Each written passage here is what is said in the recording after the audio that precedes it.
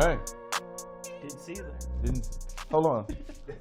Hello. I did not see you there. All right, you repping Grindhouse? Is that the deal? Oh, yeah. Grindhouse. We went there today. This podcast is sponsored by Grindhouse. Get the booty shake. It's really good. There's peach whiskey inside of it. And, yeah. Eat local. All right, Actually sponsor us for real, Grindhouse. Yeah, I know. Oh, and We also... want you to. Did they? No, we're telling them to sponsor us, yeah. I was like, damn. They were playing horror movies up there. It was pretty graphic. Oh, yeah. There was a prison rape scene going on. Oh, man, dude, you got... And they cut this guy's face open. Meanwhile, they got, like, the game on this screen, and they got this, like, horror movie on this side. All right, what's going on with the, where you guys stand with the conference? Oh. What's going on with the conference? All right, so, oh, man. Sorry, I'm looking down. The Falcons are playing on my phone. You don't want to watch that. I don't. It's let me cut it off. Just go ahead and cut it off. It's 10-0. They're about to lose anyway. So the state of the conference is we're in a good state right now. We're getting more and more sponsors.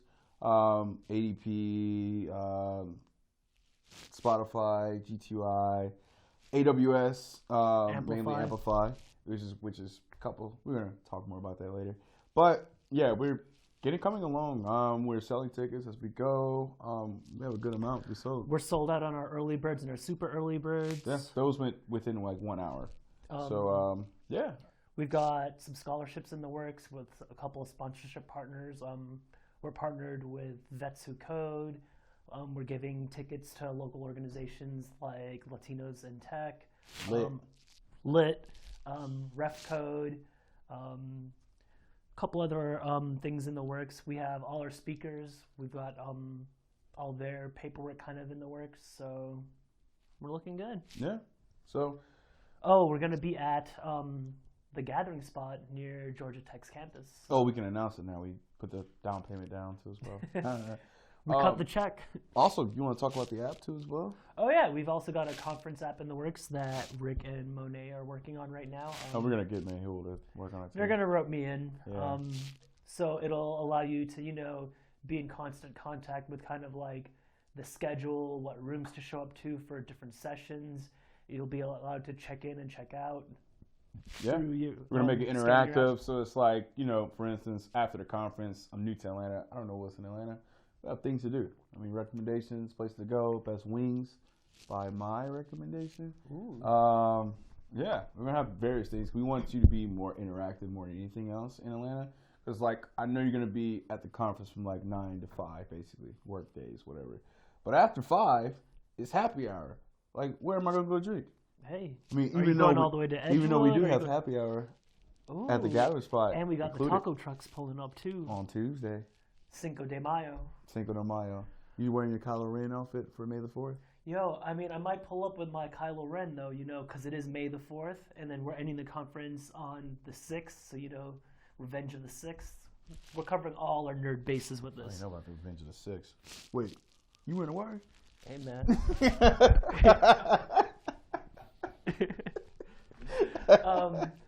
We're going to have, taco trucks out there. We're going to have a happy hour. We're going to have after party. We're throwing around the idea of a couple DJs right now, trying to get that situated, a couple of videographers. We're going to be there, obviously, as a part of co-organizing, but we're also going to be doing live podcasts, live streams through Twitch, maybe YouTube, different platforms. YouTube. Maybe if Microsoft gives us the check, maybe we'll hop to Mixer like Ninja did. Ninja? Yeah. Oh, I need that $10 million exclusive deal. That $10 million exclusive deal, right? Buy Amazon. Oh, man, this Grindhouse milkshake is really good. But yeah, we're also trying to figure out kind of some other activities. So like, speaking of Star Wars, we kicked around the idea of maybe doing a cosplay contest. Who knows? That'd be pretty cool. I'm thinking somebody who could win is if they did like a Mexican Darth Vader. That might be cool. Or if you show up as R2-D2. But with like a taco hat? No. With the, the Apple trash cans they have? Ooh. If you dress up the trash can somehow, it's going to take some engineering. Put some wheels on there, and you show up, I will give you $100 on the spot. I'm going to hold you to that. Hold me to it. I'm going to hold you to that. I doubt someone would do it. You all heard that, right? On the spot. So you said, what are the challenges of putting this thing together? Mainly for me, I would say coming together, because we have five different people on the actual committee itself. Of course, there's gonna be some conflict here and there. No one's gonna agree, but it's just coming together as a team because we just recently like grown to know each other more. I mean, I met Mehul prior to Zach, Monet, and Justin. Kind of met them like right before we started everything, so it's like, getting adjusted to everyone's like work styles, their communication styles. It just takes some time to get used to a little bit, but I feel like as a team we're on the same page right now. So I think that was like one of the early challenges for me. Other challenges, kind of just time commitment, I would say. We're both holding down full-time jobs. We also have our podcast, also doing community events like Code for Atlanta, and then also organizing this conference, and then other side hustles that we have that we're working on. In the pipeline. So a lot of things in the pipeline. Also, I just got married this year, so there's a lot of time dedicated to, figuring that whole thing out. So yeah, that's right. A lot of time. So yeah, I don't sleep much. You can probably see the bags under my eyes. These are good cameras, so you guys probably definitely see them. I was looking at different angles. All right. Next question. What do you want to talk about? What's you got the sponsors coming. What are the sponsors looking for? Like, what do they want out of the deal? So it depends on the sponsor. I've talked to a couple unnamed, pretty much perspectives. They're more suited for looking for talent more than anything else, and we feel like being that this conference is going to be suited towards intermediate to advanced level React engineers, it's going to be a perfect place for them to actually job hunt in a way, find new talent. Because right now in Atlanta, it's very difficult. It's very difficult to find like good senior engineers right now, and like a lot of recruiters who I've been just talking to here and there. There's a drought. It's a drought, and it's hard. It's hard to find high quality engineers. You can find an engineer, but will they be good? Just to follow up on that, just because I'm interested in that, what makes a senior engineer? What skills do they bring? What attributes do they bring to the job? Honestly, the number one thing is confidence. Like, if you know what the hell you're talking about and you believe you know what the hell you're talking about, you can back it. You're a senior engineer. Yeah, I mean, aside from like the technical skills, which a lot of people will just gain over time, after like 5-6 years of experience or whatnot. And that's just a random number, 5 to 6 years. I mean, some people are seniors after 2 years. Some people aren't senior after 10 years.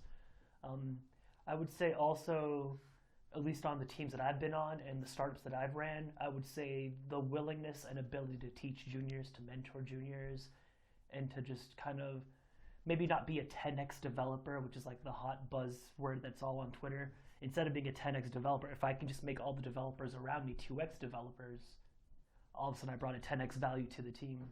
So that's something that like I look for in seniors. Yeah. What do you look for? How can you tell? Or what do you think shows that somebody can do that? Because you only spend so much time with them in an interview. You get a resume, you talk to them on the phone, then you bring them in, maybe a couple rounds. What do you think? What is your tell, or what do you think? How do I screen for that? Yeah, how do you screen for that? So when we're giving, at least when I interview people, I keep giving progressively harder and harder and harder questions until they get stuck. Because I want them to be able to not solve a question, and then I want them to articulate their thought process. Because if they're articulating their thought process and they're not getting frustrated, they're not lashing out and stuff, these are good indicators that they have good people skills and stuff like that, which probably would kind of translate to, if they're dealing with maybe frustrating questions from a junior engineer. Like a lot of people, I know at least in the tech space, they'll get frustrated like, oh, that's so easy, don't you know this? Like, you definitely don't want stuff like that, that kind of negativity in your team. So mostly just communication skills on that end. Do you have somebody that you brought on that is doing a good job of that right now, or has done a good job in the past? Yeah, one of my as an example. Yeah, one of my coworkers, Jennifer Bland, fantastic senior engineer, always giving a helping hand to juniors and even to other seniors. We're like on our team, we have a very open culture where people just ask each other for help all the time. It's not very like, oh, I got to get my tickets done, screw everyone else. We don't foster that kind of environment. But then like I've also interviewed people before where like not necessarily on this team, but on other teams where like literally the candidate would like lash out towards the interviewers and be like, why would you ask me something so dumb and this and that? And I'm like, bro, this is an interview. Like, calm down. Like, this is not. That's a red flag right there. Exactly. You know, they do the same thing. I went through Special Forces Assessment and Selection in the Army, and that is one thing they absolutely look for, where they're just torturing you to see how you react. With your team, and that's even the Army does that for their elite groups. You know, you can't lash out, no matter how bad it is. You can't lash out. You gotta, like, it's cool to be nervous. It's cool to ask questions and stuff, but like, stay calm, right? Like, if you're like freaking out, getting angry, like those are red flags immediately. Yeah. What do you guys do? So it's funny that you mentioned that. How did you hire at an unnamed former company you used to work for? Or even this company? Orange. All right. So here's a funny story. So at this company, there was a senior engineer, and I thought, swore up and down, he was like the product manager because he would just talk with like our offshore team and just say, yeah, we just need this, we need that, everything's fine. So, oh god dang. So I was under the assumption that he was just a program manager, and then when I found out he was an actual engineer, he's supposed to work on the back end and stuff. He's been there a month and a half and hasn't seen any code. I was like, it's a red flag right here. Turns out, we told this guy, we gave him a simple task. I was like, hey, can you just migrate the code from GitLab and pull it down to our GitHub? Oh. Sounds simple enough, right? You mean zero coding involved? Didn't know how to do it. I caught this guy downloading GitHub desktop. I caught the guy like pulling branches. He was like, yeah, I pulled the dev branch. They keep pushing to it. I was like, that's an unstable branch. And I was like, can you just knock this out by the end of the day? He's like, yeah, I got you. So he leaves at 3. And we notice when you give him like hard task he doesn't know how to do, he'll leave earlier. And then he'll just say, oh, you guys knocked it out? Cool. Yeah.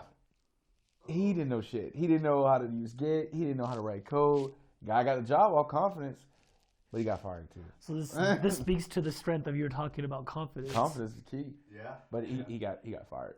But you got to know your shit. We slowly started exposing this guy. Like I would say, oh yeah, can you show me your documentation? He copied and pasted documentation from a YAML file and just put the code on a piece of paper. Like, oh, we caught him one day. He was like, yeah, I worked on some code. I did a code review for a task, but these guys are like in Ukraine, and we were like, wait, when'd you do this? Because we didn't see any merge requests. He was like, oh no, I just typed it up and emailed it to him. I was like, he emailed the code over. What? I was like, what? I was like, this guy's a fraud, and sure enough, people found out he was a fraud. He got fired. It was 2 weeks ago. Dang. I wasn't at work, though. I worked from home that day. You don't know Git. You know Git. And GitHub Desktop, that's the worst. No. Like, I refuse to use GitHub Desktop ever. Like, No. It's terrible. I mean, use it if you got to, but at least understand how to do Git. Yeah. No, like. So here's the funny thing is like this guy had a resume of just 20 years of experience, but like all his jobs were like a year to 2 years. One job was like 3 months.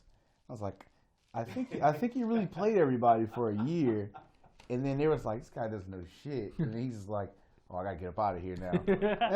But at the same time, never took it upon himself to learn like Git.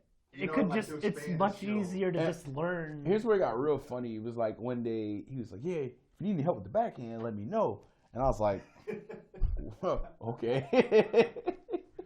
Hey man, I need you to go ahead and merge this request in for me real quick. Couldn't even do that, man. And then I messaged him. I was like, yo, don't worry about it. I did in 5 minutes. It's fine. But he got fired. I felt kind of bad about that, but you gotta know your shit, man. If you, just like the ultimate red flag, you don't know Git. Like that's it. Like we can't talk. What about your junior engineers? Do you have any junior engineers that are doing very well? What are they? Yeah. So I work with this woman named V. I wouldn't say she's junior. She was more mid-level, See? but this is her first strictly back-end position. She's kind of been full-stack JavaScript and doing a bit of Java. This is her first full-time Node position, and she's killing it on there. She's also doing a little bit of DevOps stuff. You met V, you know her. V's She's cool. Asks a lot of great questions. It's funny though, because she does this thing that I notice a lot of junior engineers will do, is they'll feel sorry for asking questions like, oh, so sorry to bother you and this and that. Get that out of your system. It is your senior engineer's, it's your senior engineer's job to mentor and support the junior devs. That's not the junior's fault. That's what the seniors get paid to do. So very true. all you juniors out there, ask more questions. The more questions you ask, the quicker you'll grow. Yeah, that's a tough thing to do. Oh, Because you it's think tough. Your seniors know everything, And they people don't. look down on you. Yeah, That's but- why, like, half the time, if she'll ask me a question or somebody asks me a question, I'll be like, oh, I don't know this shit. Let's sit down together. Let's pair through this. Let's Google this together. And maybe, you know, me doing the Google searches, you might get an idea to see how I'm Googling certain things or how I'm getting the answers. And that'll be helpful for a career. Yeah, but you, as juniors, you can't over rely on your senior. Otherwise, you'll. Yeah, always be a obviously, junior. try to Google it yourself and try to figure it out yourself. But, you know, if you're sitting there, You're just and like- depending, I guess, on the team and the project, like on our team, like if you're sitting there for more than an hour, get some help. But Yeah. depends on, I guess, your team's velocity. Yeah. One of those agile scrum terms for you.